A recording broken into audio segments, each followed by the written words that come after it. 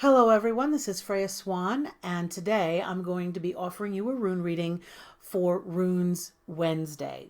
For anyone who may have seen the video last week, I know I called it Wednesday Runes. It kind of sounded better off the tongue. However, I'm also doing Tarot Tuesday, Oracle Thursday, Reiki Friday, so I'm just going to keep everything matching here. All right, so I want to give a big welcome back to my subscribers and a big hello and welcome to anyone who might be visiting my channel for the first time. And if you are new here, if you could just do me a favor and click that subscribe button. I'm trying to reach my first big milestone on YouTube, which is reaching 100 subscribers, because when you get that, you can get this fancy schmancy customized URL, and that would make things so much easier for sharing the link to my channel. Alrighty, so let's see, with that out of the way, we are going to get right into this reading. So what I do is I go into a meditative state, I pull 3 runes, and whichever one you're drawn to, that one you pick. I post pictures of this on my other social media on Facebook, Twitter, Instagram, and MeWe, and I ask people to, pick the letter that they want. And then I make this video later because it's just easier for me to just speak and do my readings that way. It's a little bit more organic and more like, actually being live with me and getting a reading. Alrighty, so if you didn't see those pictures earlier elsewhere on social media, this is your chance now. So you can see A, B, or C. So just take a nice deep breath, get calm, see which one draws you in. Which one are you pulled towards? Okay, and now we're going to do the reveal. Okay, so looking at this picture, I still have them labeled A, B, and C. I should say that runes are actually letters. They form different alphabets. I'm using the Elder Futhark, which is Old Germanic, Proto-Germanic, Old High German. It was in use between like the 2nd to 8th century. But I'll do a whole video on what runes are and get into that more in detail.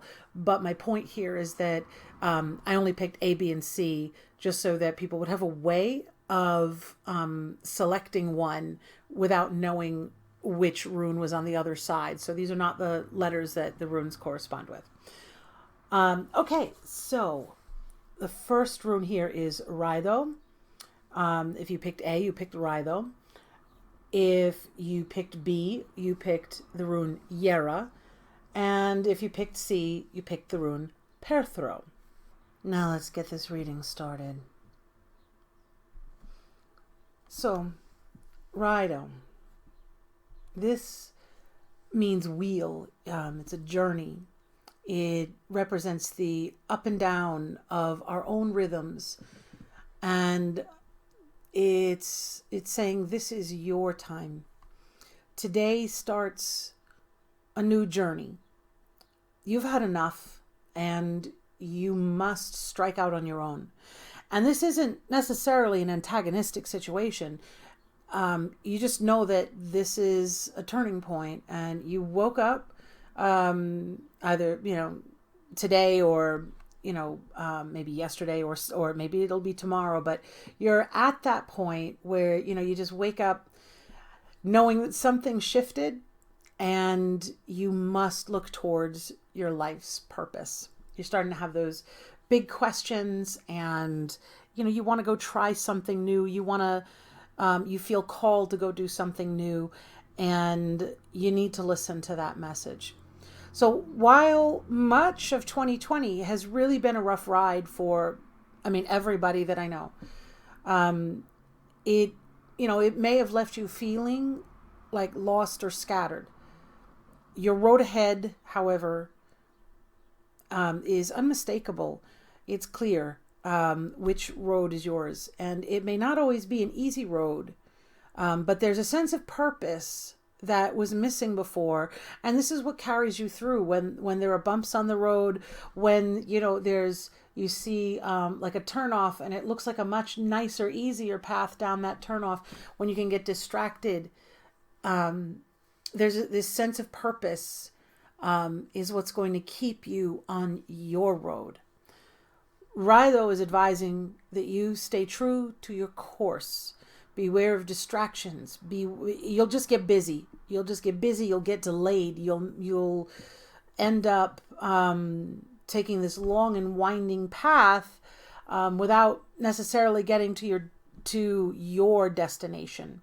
For your purpose will not be met, and there will be a cost to pay. I mean, you won't fulfill that. That'll be a big regret. So beware of distractions and beware of those who would drag you down and talk you out of it.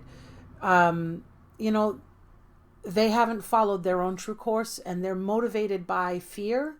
They may be a little jealous because, you're talking about doing something, following your purpose, and they didn't have the courage to do that for themselves. Or perhaps, they just, maybe they're in awe of the fact that you're willing to do something that they're not willing to do. Whatever it happens to be, I'm hearing the words fear and jealousy. They're resisting change, and they don't want the people around them to change. They kind of like how things are. Even if their life may not be going so well, it's what they know, and therefore they're clinging to it. But just as Suna travels the sun path, and Mani travels the moon path through the sky, you have your path. You have your direction. All you need is the strength and the fortitude to step onto it, not be distracted. Step onto that path, step onto your road, and step into your power. Step into your purpose. Okay? All right. Now let's see. And here we have Yera. Yera means year, and it's connected to harvest, to the harvest season, and lessons of, you reap what you sow. And the things happening now are the result of past choices. And I want to be very clear that while Yera is indicating that, what you do has consequences, if something's not working well for you, that Yera is not victim blaming. It's more of an empowerment of you have a role in your life. There are choices that you can make. This should be empowering that you can change the choices. You can change your habits and you can change your choices. So if things are not working well, then it's time to make some changes. And I'm not talking about things that can't be changed. I mean, there are some things that are just out of your hands, and I'm not talking about those. I'm talking about those aspects of your life where things are not working, where you do have some control over that, and also where you have control over your own reactions to things. Like, you might be greatly offended by something, but that doesn't necessarily mean that you have to allow it to upset your peace of mind. Maybe it just strengthens your resolve on something. So anyway, before I get too far off the beaten path here with my analogies, Yara is advocating that this is time for an evaluation. Like a gardener, they keep notes from year to year about their garden, which plants did well, under what conditions did they do well, and which plants didn't do well at all. Maybe a certain plant did very well over in one area and didn't do well in another. Maybe that's contrary to what you expected, but they write everything down, and then they compare it from year to year. So Yara is asking you to look around and really evaluate what's working well for you and what choices led to those successes. Those are things you want to expand on. And then, of course, there's the flip side to this. The second half, ask yourself what's not working well. And this is where it's more challenging, because you have to ask, well, if it's not working well, what decisions led to this? Yara is calling for some self-accountability here. So like I was saying earlier, there are some things that are unavoidable. However, in this case, we're not talking about that. You need to avoid the temptation to play the victim. Yes, life can toss us some bad situations. That's outside of your control. That's not what I'm talking about. Yara is addressing situations where, yes, you did have some role, not those that are outside of your control. So it's asking you to identify one area at a time, one area in your life that you can improve upon. And what decisions and choices do you need to commit to in order to make those changes happen? Because those are the seeds that you're going to plant, and you're going to reevaluate where you are in 6 months and then from 1 year from now. And I say 6 months because when you look at Yara, this is the only rune that's actually split up into two, I'm not sure what you call these, two sections, let's just call it that. All of the others, it's a continuous line, it's all one image. This here, however, is two of them together. And when I've been doing readings for people, while this does mean year, I often have this come up as a designating 6 months as well. So, and I have that come up as often as 1 year when it comes to timing things. So now I just sort of, include 6 months into the meaning of it as well. That's what it's come up for me. If you read runes and it always indicates a year to you, that's fine. But I've often found that it indicates 6 months as well as a year. So, and 6 months is the half year mark. And, we do have 2 halves to make a whole here. So maybe there's some connection there.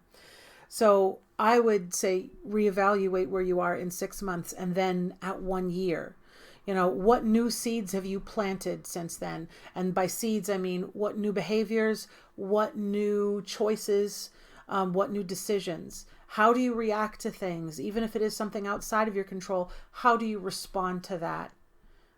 And then reevaluate where you are from now. So this is a call to harvest what you can right now, and that would, evaluate everything.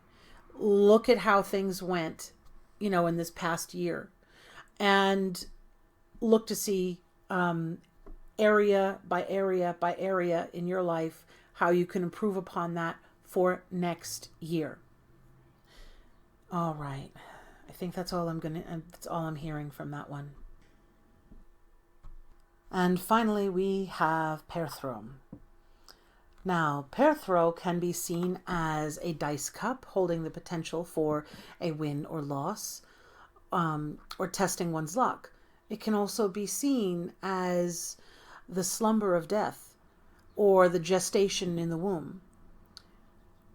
In all cases, we're dealing with things that are hidden, unknown, mysterious, things that are potentials, and possibly the impact of our luck on those potentials.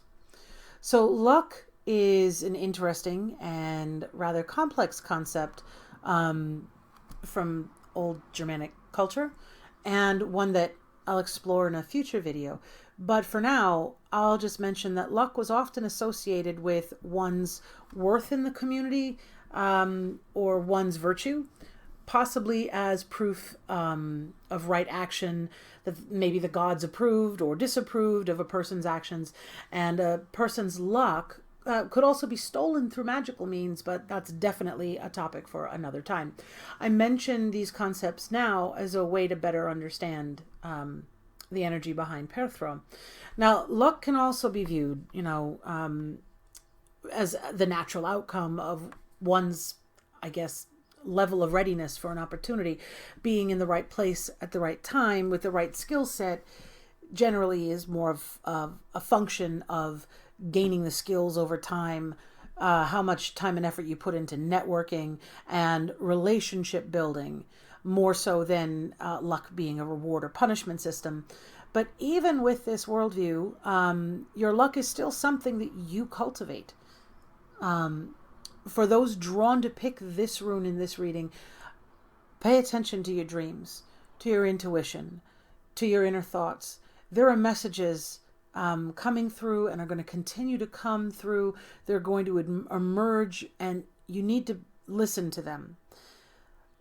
There is an idea that is sort of just been, how should I put this? I'm trying to put a word to the feeling here. Their gestation is what I'm feeling. So you need to be listening to these messages, this idea. You're going to be, if you pay attention to omens, your little coincidences that, probably are not a coincidence because they keep happening all the time. If you pay attention to your dreams, your gut reactions, there's an idea that is brewing. So pay attention to that and ask yourself, how lucky do you feel? So if right action does impact our luck, what kinds of right action can you take to improve your luck? You might want to think about that. Perthro also says that whatever question you may have had coming into this reading, if you had a specific question in mind before you picked a rune, then it's also counseling that not enough has actually happened in the mundane world for to know exactly how things will end up. There's still a big question mark over the situation. Now, what that means is that you still have time to weave your will into things and ethically tip the scales to the outcome that you wish. Okay? All right. So I hope that you enjoyed that. And tomorrow I'm going to be doing another oracle. I've got a couple of different oracle decks here. We will see. I'm kind of interested in maybe doing Ogham, but I may hold off until next week for that. If you've got any questions or comments, please drop them in the comments section below. I would love to hear what your thoughts are, what you'd like to see, any ideas for videos that you want me to do. Please just let me know. And with that, I hope you have a wonderful rest of your day. See you tomorrow.